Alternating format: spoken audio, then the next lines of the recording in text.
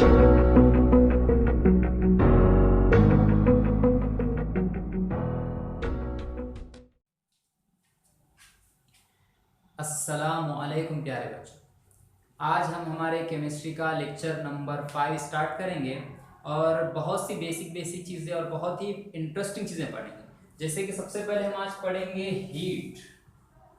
Heat क्या है। दूसरे नंबर पे हमें पढ़ना है वर्क के बारे में।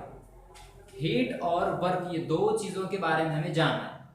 तो अब हीट क्या है। हीट तो आप लोगों को पता है, बचपन से सुनते आ रहे हैं कि it is amount of energy, एक एनर्जी का अमाउंट है दैट कैन बी फ्लो, जो कि फ्लो हो सकता, सिस्टम से सराउंडिंग में जा सकता है, सराउंडिंग से सिस्टम में आ सकता।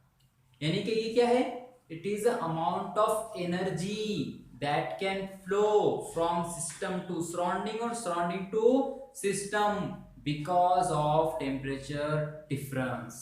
टेम्परेचर के डिफरेंस की वजह से जो एनर्जी का अमाउंट फ्लो हो रहा है वही क्या कहलाता है, हीट कहलाता है। इसको ज्यादा हमें डिफाइन करने की जरूरत नहीं है, एक्सप्लेन भी करने की जरूरत नहीं। तो चलिए जानते हैं हीट। देखिए ये जो हीट मैं भी बता रहा हूं ये सिर्फ और सिर्फ महाराष्ट्र बोर्ड के हिसाब से है, वरना हीट का टॉपिक बहुत बड़ा है। इसके ऊपर मैं एक सेपरेट लेक्चर बनाऊंगा, एक सेपरेट वीडियो आएगा जिसमें 1 घंटे का टॉपिक रहेगा और जिसमें सिर्फ और सिर्फ मैं कवर करूंगा हीट को। वो वीडियो लेक्चर उन बच्चों के लिए होगा जो कि एनसीईआरटी से ताल्लुक रखते हैं या फिर जो नीट की तैयारी कर रहे हैं। ठीक है, चलिए हीट। तो हीट क्या है,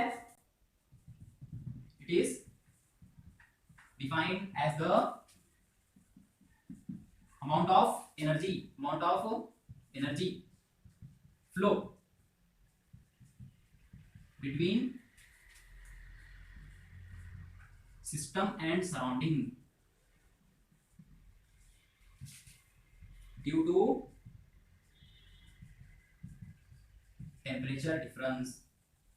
ठीक है, जैसे कि आप लोग जानते हो कोई अगर गर्म चाय का कप है, ठीक है, गर्म चाय का कप है, तो थोड़ी ही देर बाद इसकी हीट कहां चली जाएगी, सराउंडिंग को, है ना। तो गर्म चाय के कप की हीट कहां चली गई, सराउंडिंग को चली गई। तो ये क्या हुआ, हीट फ्लो हो गई। अब हीट फ्लो क्यों हुई, इसलिए फ्लो हुई कि इसका जो टेम्परेचर था बहुत ज्यादा हाई था और सराउंडिंग का जो टेम्परेचर था वो क्या था, कम था। दूसरी की एग्जांपल लेते हैं।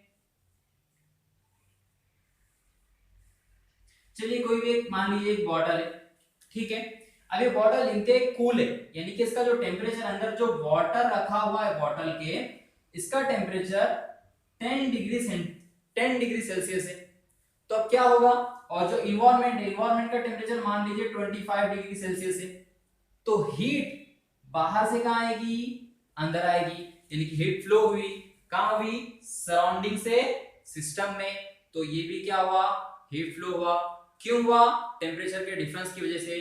तो हीट क्या है, heat it is amount of energy. ये जो फ्लो हो रही है ये क्या है, एनर्जी है, और इसी को हम अदर लैंग्वेज में क्या कह सकते हैं, हीट। समझ में बात। यानी कि हीट क्या है, अमाउंट ऑफ एनर्जी, एनर्जी का एक अमाउंट है जो कि सिस्टम से सराउंडिंग में क्या होता है, फ्लो होता है। क्यों होता है, टेम्परेचर डिफरेंस की वजह से। चलिए इतना लिख लीजिए। और दूसरी बात अगर हम देखें तो इसकी यूनिट क्या है और इसको डिनोट कैसे करते हैं। Heat is denoted by Q, इसको क्यू से डिनोट करते हैं। किसे डिनोट करते हैं, क्यू से। कुछ लोग कैपिटल क्यू इस्तेमाल करते हैं, कुछ लोग स्मॉल क्यू इस्तेमाल करते हैं। यूनिट, ऐसा यूनिट क्या है इसकी, ऐसा यूनिट है इसकी जूल, ठीक है। और दूसरी यूनिट क्या है इसकी, दूसरी यूनिट है इसकी कैलोरी, ठीक है। और याद रखिए 1 calorie is equals to 4.184 joule. एक कैलोरी कितनी होती है, 4.184 जूल। चलिए देखते हैं वर्क के बारे में, ठीक है। मैकेनिकल वर्क के बारे में तो आप सभी लोग जानते हैं, है ना। मैकेनिकल वर्क क्या है, वर्क क्या है, तो मैकेनिकल वर्क का फॉर्मूला देखिए, मैकेनिकल वर्क का फॉर्मूला है फोर्स इनटू डिस्प्लेसमेंट। और इसकी डेफिनेशन क्या है, हम ऐसा बोल सकते हैं वर्क क्या है, work it is a method, एक मेथड है वर्क, है ना, एक्सचेंजिंग ऑफ एनर्जी, एनर्जी को एक्सचेंज करने का, एनर्जी को एक्सचेंज करने का क्या है, एक वर्क मेथड है, वर्क एक मेथड है जिसकी वजह से हम एनर्जी को क्या कर सकते हैं, एक्सचेंज कर सकते हैं, है ना। तो देखो, और मैकेनिकल वर्क क्या है, फोर्स इनटू डिस्प्लेसमेंट। चलिए देखिए, मैंने पेन को इस तरीके से पेन रखा हुआ है, इस पेन पर मैंने से फोर्स लगाया तो ये पेन थोड़ा सा हट गया, फोर्स लगाने पर इसमें डिस्प्लेसमेंट आया यानी कि वर्क हो गया। अब कोई शख्स है जो कि दीवार पर फोर्स अप्लाई कर रहा है कर रहा है कर रहा है, लेकिन दीवार नहीं हट रही, यानी कि डिस्प्लेसमेंट कुछ है क्या, नहीं, फोर्स तो बहुत है, तो वर्क होगा क्या, नहीं। यानी कि अगर कोई शख्स ने फोर्स लगाया लेकिन डिस्प्लेसमेंट जीरो है, तो फोर्स इनटू जीरो, तो वर्क भी क्या हो जाएगा, जीरो हो जाएगा। समझ आ रही ना बात, पक्का। तो वर्क समझ में आ गया, वर्क क्या है, मैकेनिकल वर्क क्या है, फोर्स इनटू डिस्प्लेसमेंट। लेकिन केमिस्ट्री में वर्क क्या होगा, ठीक है, उसको समझते हैं, पहले इसकी डेफिनेशन लिखते हैं। Okay, it is defined as the method, ये एक मेथड है, by which, method of exchanging heat, method of exchange of energy between system and surround, system और सराउंडिंग के बीच में एनर्जी को एक्सचेंज करने का क्या है, ये एक मेथड है, ठीक है। तो अब हम इसे केमिस्ट्री के अंदर देखते हैं क्या है। तो केमिस्ट्री मोस्टली जो क्वेश्चन पूछा जाता है, मैं यहाँ पर क्वेश्चन लिखूंगा, उसके बाद डेरिवेशन देखेंगे, ठीक है, उसके बाद वर्क की यूनिट देखेंगे क्या है, ठीक है। चलिए इतनी आप डेफिनेशन लो बच्चों। अभी हमने जो वर्क डन देखा, मैकेनिकल वर्क डन देखा, है ना। अब केमिकल वर्क डन, यानी कि जो वर्क डन होगा केमिकल्स के अंदर, जैसे कि अब इसको डिफाइन कैसे करेंगे, ठीक है। तो याद रखिए, केमिकल वर्क डन का फॉर्मूला है minus P external into delta we, ये फॉर्मूला है केमिकल वर्क डन का। अब ये फॉर्मूला कहां से आया, एग्जाम ये क्वेश्चन आएगा कि ये फॉर्मूला कहां से आएगा, तो ये उसका क्वेश्चन है, और ये फॉर्मूला कहां से आया हम इसे अब ड्राइव करते हैं। तो क्वेश्चन देखिए कि drive expression of work, work का एक्सप्रेशन ड्राइव कीजिए अगेंस्ट कांस्टेंट एक्सटर्नल प्रेशर, यानी कि जो एक्सटर्नल प्रेशर है कांस्टेंट है, कब, जब गैस क्या कर रही है, एक्सपांड कर रही है। तो चलिए ठीक है, याद रखिए थर्मोडायनेमिक्स में जब भी सिस्टम की बात आएगी हम पिस्टन सिलेंडर यूज कर लेंगे, पिस्टन सिलेंडर हमारे जहन में आ जाना चाहिए। चलिए अब देखेंगे, कंसीडर कीजिए बच्चों कि ये कोई एक क्या है, सिलेंडर है,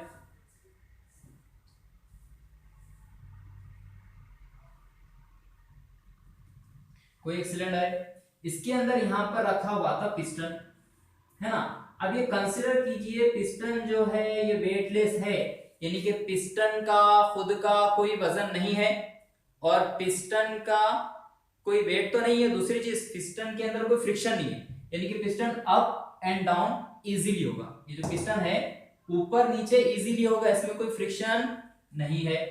कंसीडर कीजिए पिस्टन का एरिया है ए, ठीक है, और इस सिलेंडर के अंदर यहां पर क्या रखी हुई थी, गैस, यहां पर रखी हुई थी गैस। तो हुआ क्या, सिलेंडर में एक पिस्टन रखा हुआ है जिसका एरिया ए है, पिस्टन का खुद का कोई भी वेट नहीं है, निग्लिजिबल वेट है, कंसीडर कीजिए, और कंसीडर कीजिए piston ups and down easily हो सकता है।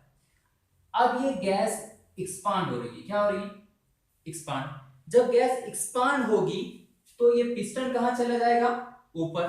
तो कंसीडर कीजिए जब गैस एक्सपांड नहीं हुई थी, इसका वॉल्यूम था यहां से यहां तक, वॉल्यूम था इसका V1। अब ये गैस एक्सपांड होगी, एक्सपांड हुई यानी गैस फैली, गैस फैली तो पिस्टन कहां चले गया, ऊपर। तो कंसीडर कीजिए पिस्टन अब यहां पर है, पिस्टन यहां पर आ गया, यहां से पिस्टन कहां चला गया, ऊपर चला गया। तो अब ये वॉल्यूम क्या है, हम कंसीडर करते हैं ये वॉल्यूम है V2।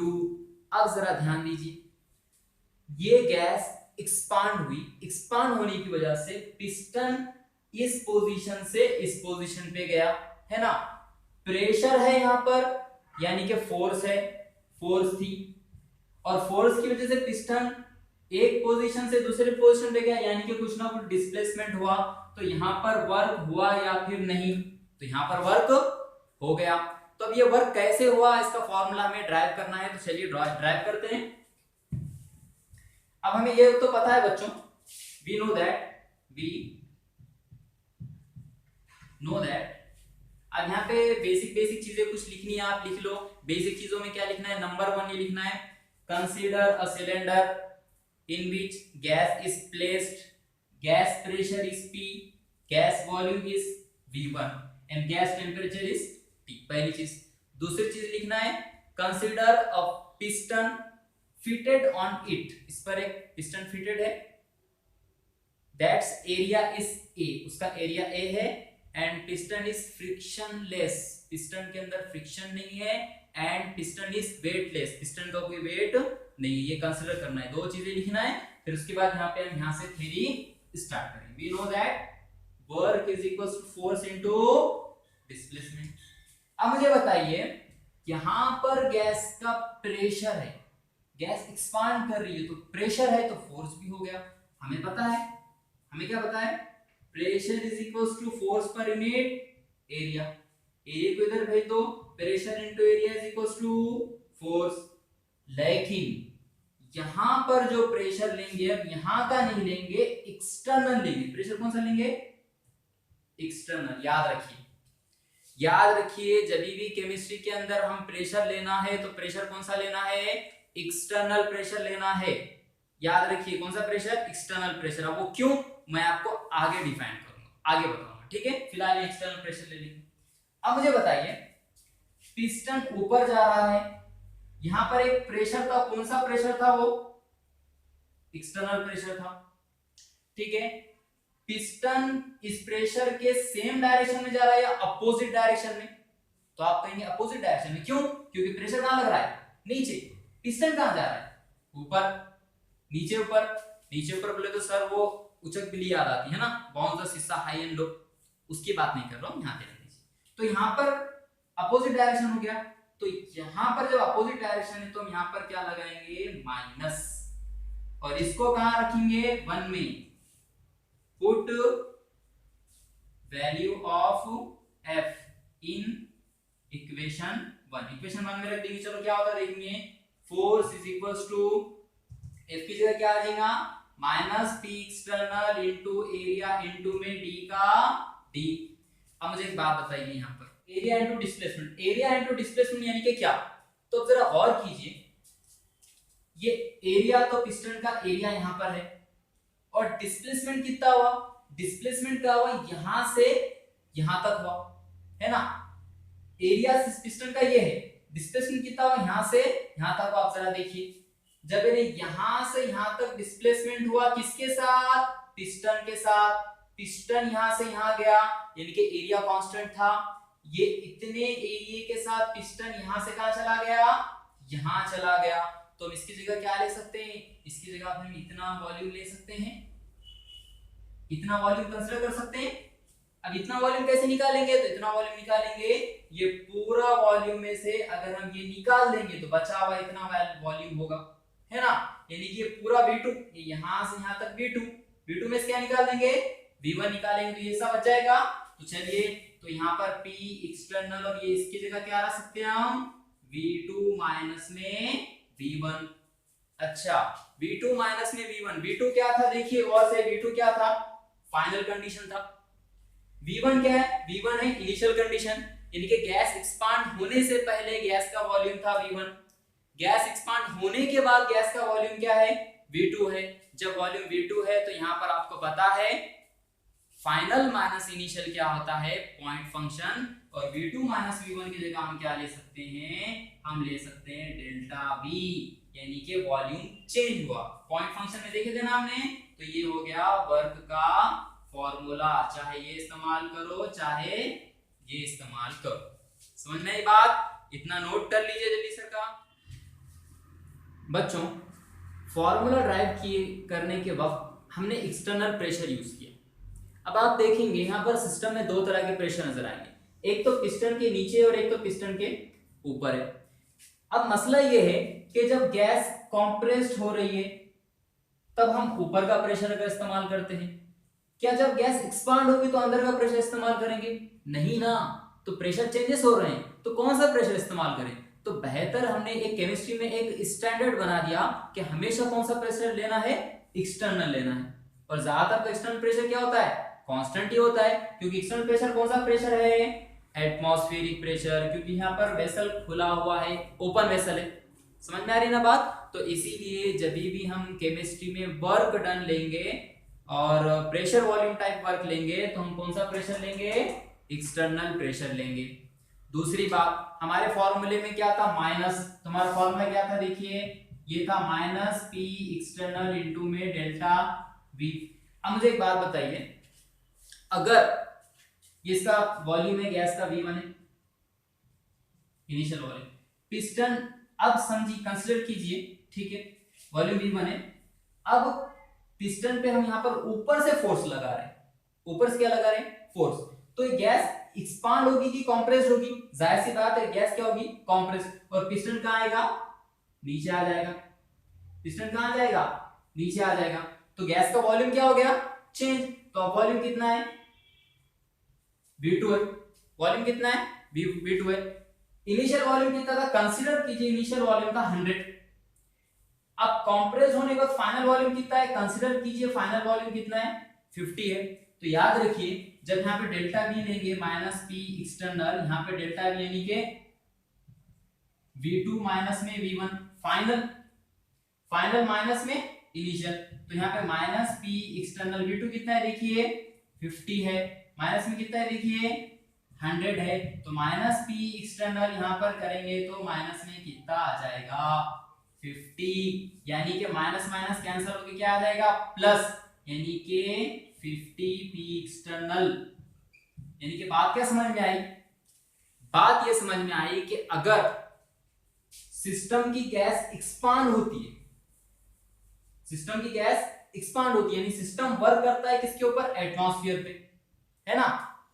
गैस एक्सपांड हो रही है यानी कि पिस्टन कहां जा रहा है, ऊपर, ऊपर जा रहा है तो वर्क किस पे कर रहा है, एटमॉस्फेयर पे। जब एटमॉस्फेयर पे वर्क कर रहा है तो वर्क कैसा होगा, वर्क होगा कैसा, नेगेटिव।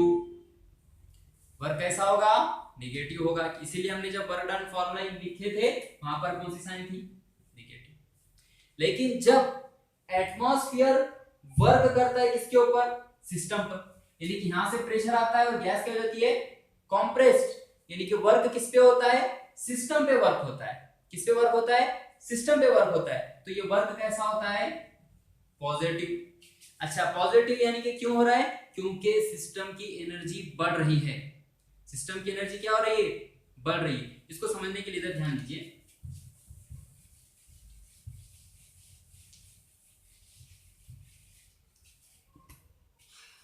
साइड में आपको एक एलिवेशन नजर आ रहा होगा, है ना।